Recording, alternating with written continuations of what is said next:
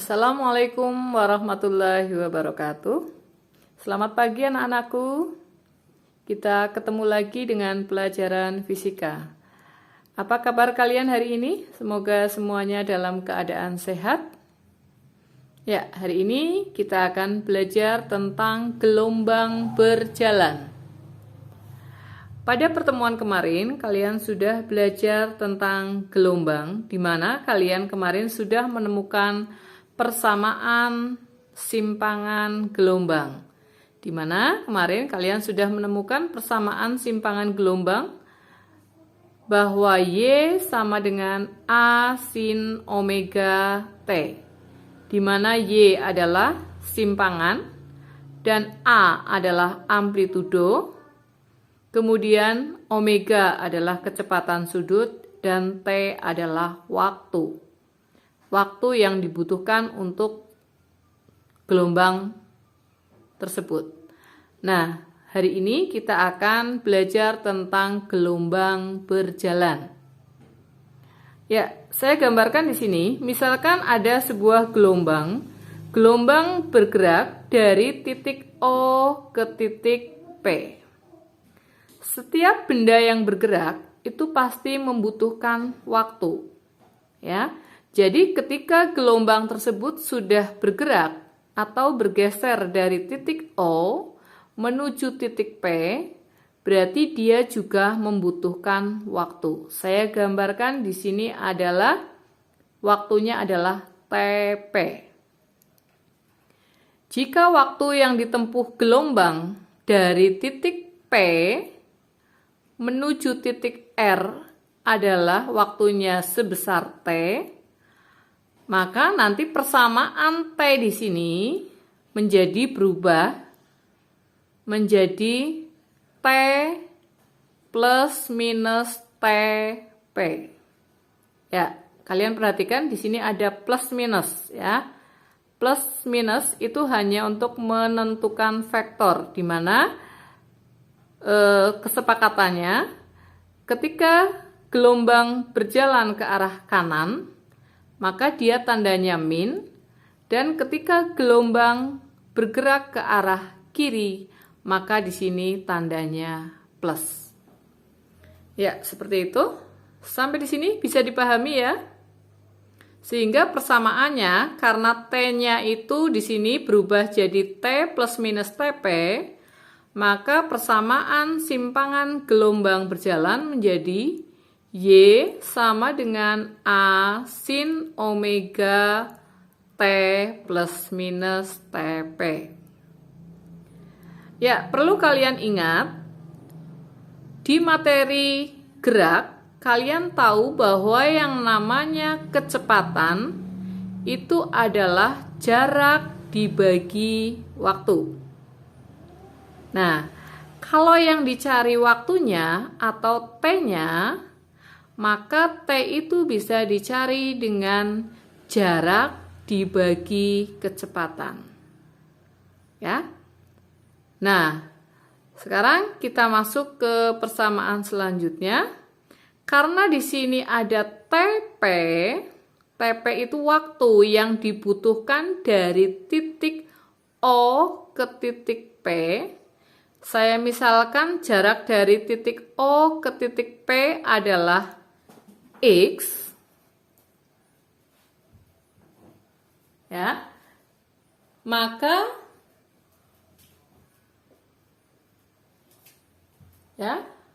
di situ kalian bisa menghitung TP itu bisa diganti menjadi X per V. Ya, dari sini ya. Dari sini, karena V sama dengan X per T, maka T sama dengan X per V. Sampai sini bisa dipahami? Ya, sehingga persamaan simpangan gelombang berjalan menjadi Y sama dengan A sin omega dalam kurung T plus minus X per V. Ya. Nah, pada saat kalian belajar tentang gelombang kemarin, kalian tahu bahwa omega adalah kecepatan sudut. kecepatan sudut itu memiliki dua rumus. Yang pertama bisa diubah menjadi omega sama dengan 2πf atau omega sama dengan 2pi per T. Ya, sekarang kita coba salah satu kita masukkan. Ibu misalkan omeganya diganti dengan 2πf, ya, maka omega di sini kalian ganti, maka persamaannya menjadi Y sama dengan A sin. Omeganya diganti di sini menjadi 2πf dalam kurung T plus minus X per V. Ya, sampai sini paham ya? Nah, setelah itu kita buka persamaannya, 2πf itu kita gabungkan ke dalam kurung, sehingga persamaannya menjadi Y sama dengan A sin dalam kurung 2πf T plus minus 2πf X per V. Ya, sampai itu. Kemudian kalian ingat kembali di persamaan gelombang diam kemarin, bahwa cepat rambat gelombang kemarin ya, V itu sama dengan lambda dikali F. Ya.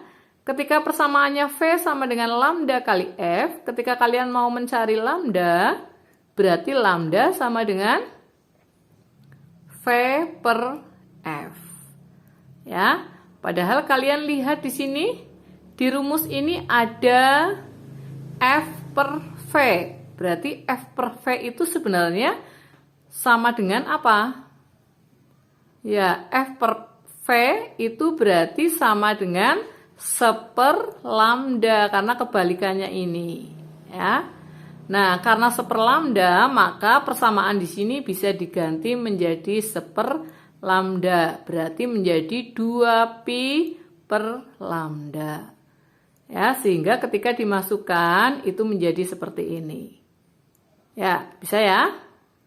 Nah, 2pi per lambda inilah yang disebut dengan konstanta gelombang atau K. Ya, nilai K itu sama dengan apa tadi? 2pi per lambda. Sehingga kalian bisa menemukan persamaan untuk gelombang berjalan, yaitu bahwa Y sama dengan A sin omega T plus minus Kx. Ya, ingat, ini pasangannya pasangan sejati, ya. Jadi kalian tidak boleh pindah-pindah, ya. Membedakannya gampang. Kalau yang ada T-nya, di sini, ini selalu berpasangan dengan kecepatan sudut. Nah, kalau yang ada X-nya, ini selalu berpasangan dengan bilangan gelombang atau K. Ya, jadi omega selalu pasangannya dengan T dan K selalu dengan X, ya. Ya, itu persamaan untuk gelombang berjalan. Ya, sampai di sini bisa dipahami? Ya, kita lanjutkan ke contoh soal. Ya, kita lanjut contoh soal. Soal yang pertama, di situ ada persamaan gelombang Y sama dengan 6 sin pi dalam kurung 4T min 8X. Ditanya, A, berapa amplitudonya? B, berapa frekuensinya? C, berapa panjang gelombangnya? Dan D, berapa cepat rambat gelombangnya? Ya, kita jawab pertanyaan yang pertama. Yang pertama sudah jelas, kalian tahu bahwa amplitudonya berapa? Ya, amplitudo itu yang di sini. Ya, berarti sudah jelas bahwa amplitudonya adalah 6. Ya. Ini yang A, berarti amplitudonya sama dengan 6. Ya. Kalau di situ dalam satuan SI berarti di situ 6 meter. Kemudian yang kedua adalah mencari frekuensi. Frekuensi, kalian tahu bahwa frekuensi itu berada di dalam rumus kecepatan sudut. Di mana kecepatan sudut itu omega, itu pasangannya yang ada T-nya, ya. Ya, berarti kita harus mengubah persamaan ini, ya. Kita masukkan pi yang ada di luar di sini, kita masukkan ke dalam kurung. Sehingga persamaannya kita ubah dulu menjadi, kalau dimasukkan, ya, berarti menjadi Y sama dengan 6 sin.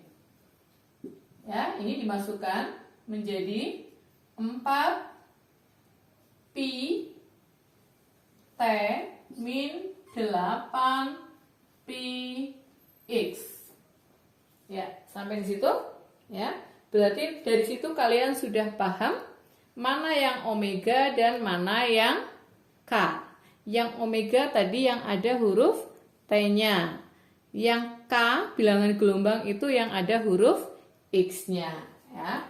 Berarti ini itu yang omega dan ini itu yang K. Ya. Sehingga dari sini kalian tahu mencari frekuensi, ya. Kalian ingat omega sama dengan 2 pi F. Ya, kalian masukkan omeganya berapa di sini? Ya, 4 pi. Kalian masukkan di sini.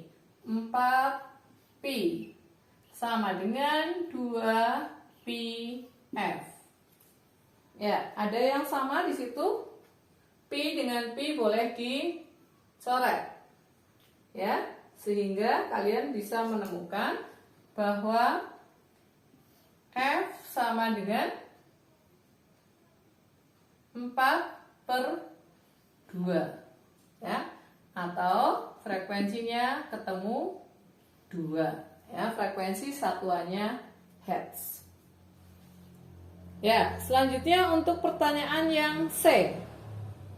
Yang C, kalian menanyakan panjang gelombang. Kalian tadi tahu bahwa ini adalah bilangan K, di mana nilai K itu sama dengan 2 pi per lambda. Ya, nilai K-nya bisa dimasukkan. K-nya sama dengan 8 pi. Masukkan ke sini. 8 pi sama dengan 2 pi per lambda. Ya, ada yang sama di situ yang boleh dicoret. Di sini ada pi, berarti boleh dicoret. Ya, sehingga kita tahu bahwa lambda itu sama dengan 2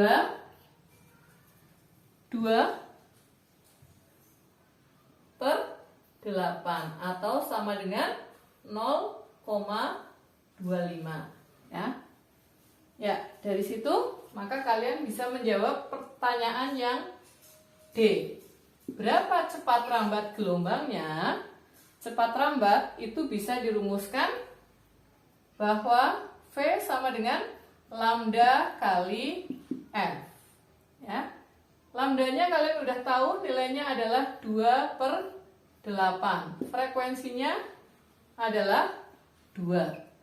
Ya, berarti cepat rambatnya adalah 4/8 atau setengah.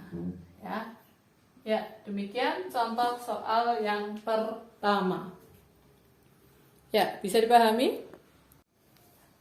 Ya, kalau soal tadi sudah paham, sekarang tinggal soal untuk dikerjakan kalian sendiri. Ya, silakan, ada soal seperti berikut, ya, yang ditanya berapa amplitudo, berapa kecepatan sudut, berapa frekuensi, berapa periode, berapa bilangan gelombang, berapa panjang gelombang, berapa cepat rambat gelombang, dan kemanakah arah rambat gelombang berjalan tersebut. Ya, terima kasih untuk hari ini, ya. Semoga kalian bisa mengerjakan soal dengan baik, ya. Jika ada yang ditanyakan, silakan langsung ditanyakan. Ya, terima kasih untuk hari ini. Ibu akhiri, wassalamualaikum warahmatullahi wabarakatuh.